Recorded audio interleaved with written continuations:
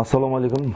Nöks Mamleketlik Teknika Üniversitetinde korrupsiyaga qarshi күресүү жөнөлтүсүндө bir qator жұмыслар amelga asырылып атыпты. Атап айтканда, студенттер һәм оқытучылар арасында оқу процесінде һәр кыйлы коррупциялык әрекетлер, коррупциялык жинаятлар менен байланышлы, мафиялар сокулугусу менен байланышлы nizamsız әрекеттердің алдын алу мақсатында ең алдыменен студенттер һәм университет қызметкерлері арасында тиешлі құқық қорғау органдары, мемлекеттік ұйымдармен біргелікте үгіт насихат жұмыстары, семинарлар, студент жастарымыздың арасында әрқилы коррупцияға қарсы күресу темасындағы таңлаулар, видеороликтер таңлауы, атап айтқанда, суретлер таңлауы, шығармалар таңлауы һәм басқа да әләжілер әмелге асырылып кетіпті.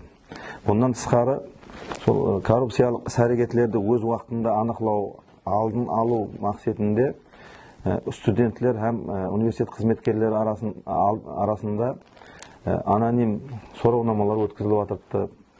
Олардың нәтижелері үйреніліп, коррупциялық әрекеттердің университет көлеміндегі жағдайынан келіп шыққан алда тиісті шара тәдбірлер әмелге асырылып кетіпті. Студенттердің оқу процесіндегі имтиханлардың ашық һәм әділ өтуін тәмінлеу мақсатында барлық имтихан болатығын каналарға бақылау видеокамераға орнатылған. Тиешлі ішші топарты тарапынан осы имтиханлардың көркемдестіру һәм өту жараяны қатаң қадағалауға алынған. Қала берсе, университетімізде коррупциялық жинаятлар хақында хабар һәм пікірлерді қалдыру үшін интернет тармағының Telegram социалдық тармағында тиешлі бот каналы шөлкемдестірілген. Осы бот каналы арқылы студенттеріміз өздерінің